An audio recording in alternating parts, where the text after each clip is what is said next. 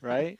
Yeah, it's great. You know, I know as brand owners, oftentimes we get tired of seeing our own labels and listening to our own story, but there's so many people that haven't seen it or heard it.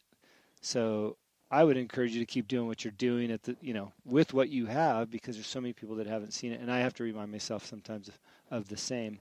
Right. By the way, for you listeners, we are still enjoying the outdoors. We're enjoying some Chardonnay. Is that what you poured us? Mm-hmm.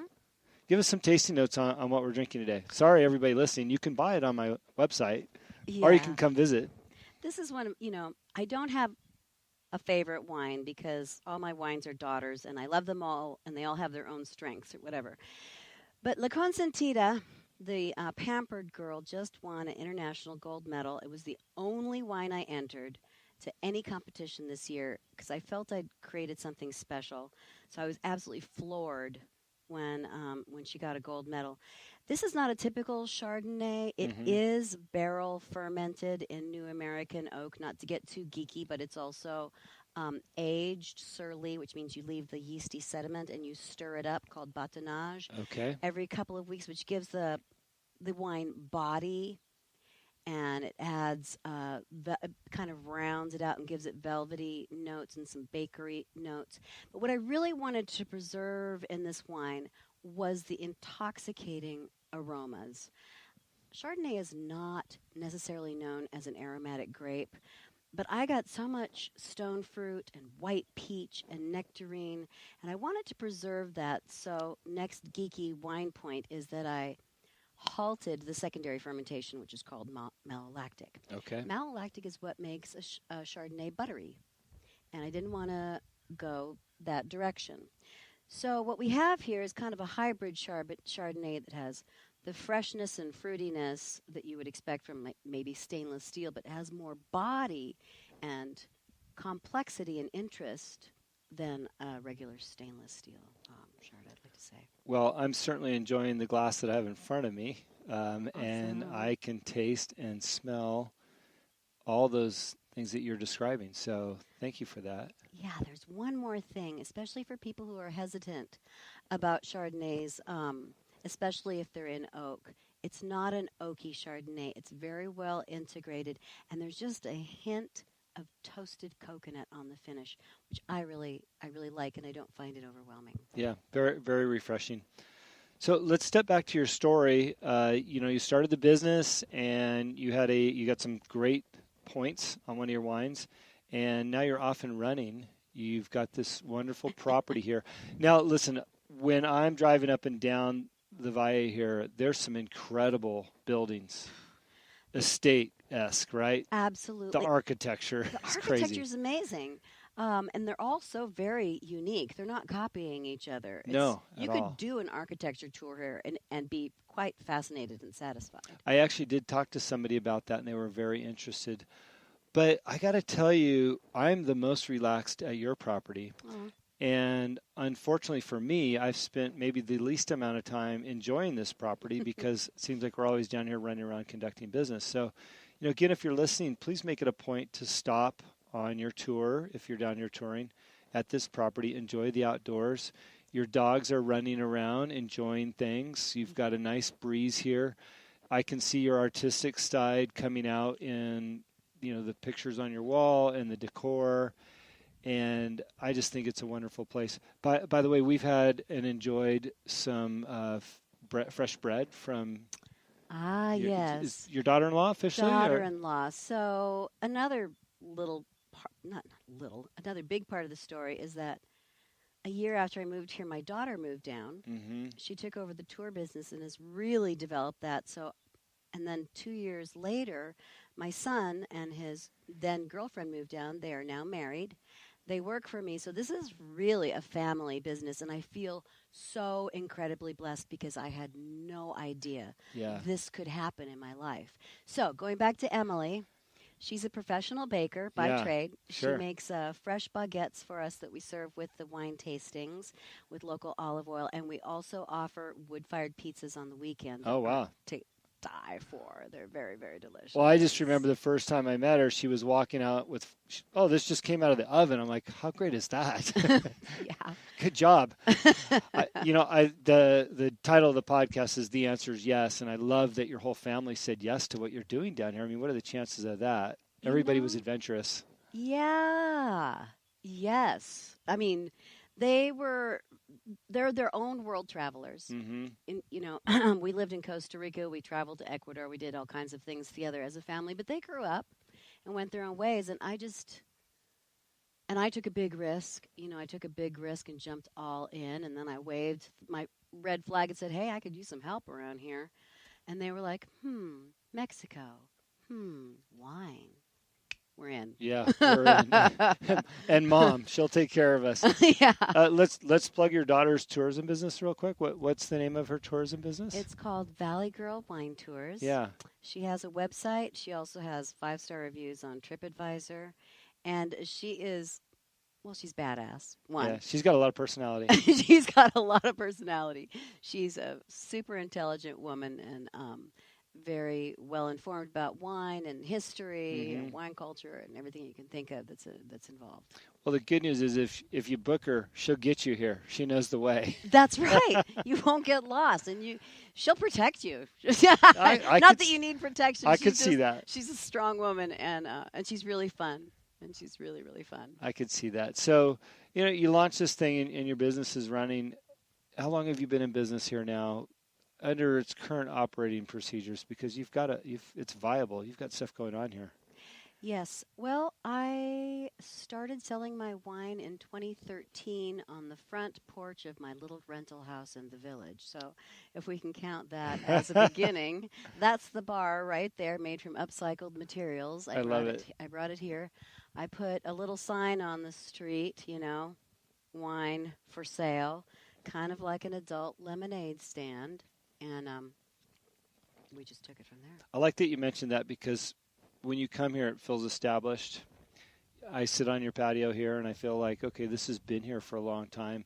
But when you think about you having to put the sign out on the street and you're driving away from the sign going, I hope nobody knocks that over or steals it, right? Like, is anybody going to come to my place? Oh, I have some stories. Here's a good one. This famous Mexican soap opera star showed up at my front porch tasting bar. I think it was around 8 p.m. It was after dark. She was filming in the wine valley. She was all dressed in white spandex and rhinestones and big hair and the whole 9 yards. And she rings my doorbell and she says, I hear you have wine. So I loaded her up. Oh, yeah. We became Facebook friends, and I'm like, nice. That's fun. Federales stop by for their wine needs sometimes, and yeah, of course, right? That's never a bad thing. No, not at all. No. You never know when you need them. So what was it like when your first customer walked through the doors here? Wow. Well, it just felt like inviting a friend into my home, and getting to know each other and sharing the whole experience. I've had some really good support. Yeah. I've had some great support. Yeah. Do you think about that first customer when they came in and then when they left, like, wow, I just had a customer? Yeah, for sure. Absolutely. I kind of still sometimes feel that way. Sometimes I still have to pinch myself and look around and go, wow, I can't believe I'm doing this thing. And it's great, and I'm having so much fun. Yeah. One thing, I just thrive on business and entrepreneurial spirits, and I just love at the end of the month when you're adding up the numbers, and you're like, wow, we can pay rent, we can buy some more product, and I can still eat. Yes, exactly. That's kind of where we're at right now. I love it. Well, you know what? That's part of, having challenge and overcoming that, I think, is the pleasure in doing business and the reward.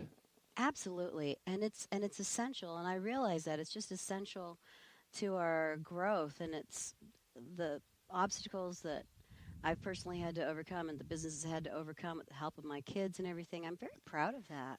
Yeah. Let's take a break from the serious conversation. And why don't we talk about what's in front of me here? Okay. Why don't you describe what we've got right there? Sure. What we've got here is La Traviesa, one of our favorite wines. It Yeah. is a dry rosé. It's a Syrah with a little bit of Sauvignon Blanc added Okay. to it. And basically, it's very concentrated, has a beautiful color. I fell in love with the color.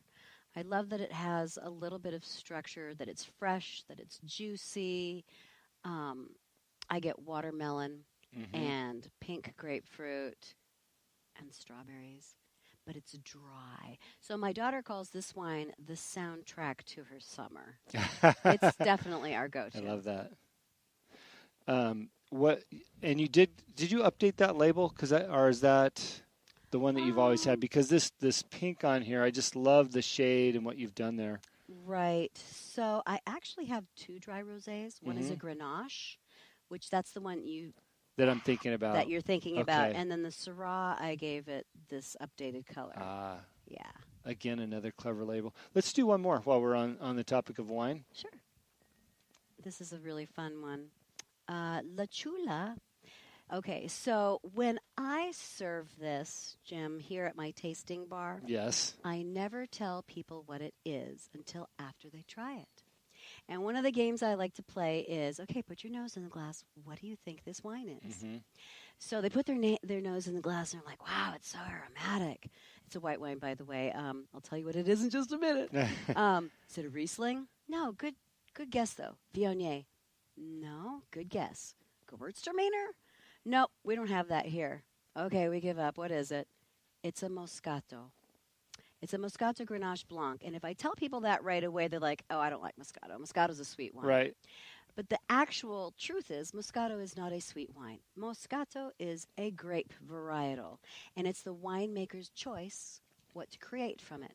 So what I do is I ferment out all the sugars, Mm-hmm. most of the sugars, so that what we have is kind of a semi-seco. It's very, very fresh. It's very balanced. It's a lovely wine. It's very versatile. Has a little bit of Grenache Blanc in it for the brightness and the acidity, and it's just it's a super fun wine and a great seller. Yeah, it does real well on our site as well. So thank you for that. Cool.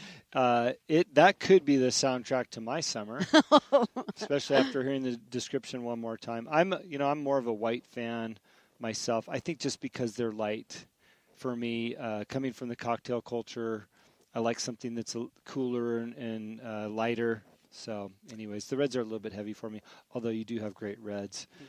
Let's dip back into the business side of it again. As a female doing business down here, I know you just shared some exciting news that just tell everybody what happened recently. About the gold medal? Yes, you got a gold medal. So, as a female, to receive those types of awards down here, that's a big deal. It is. I looked at the list, and I think I'm the only woman winemaker who earned a gold medal, plus the only really small boutique winery. Wow.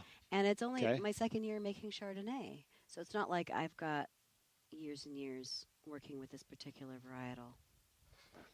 Well, and I think, again, as a woman in the wine business, too, there's all kinds of challenges with just stigmatisms that are down here. And I think that you've overcome a lot of that. And I think you have a lot of respect in the Valley now based on what you're putting out.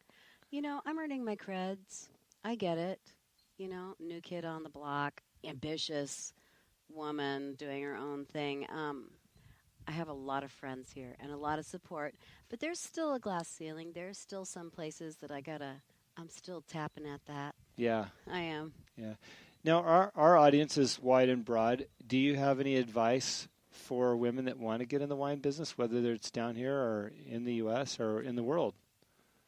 Well, if I may say so myself, I did it kind of ass backwards. I wouldn't recommend that you did it my way unless you're just that kind of gal where you're just going to say, screw it.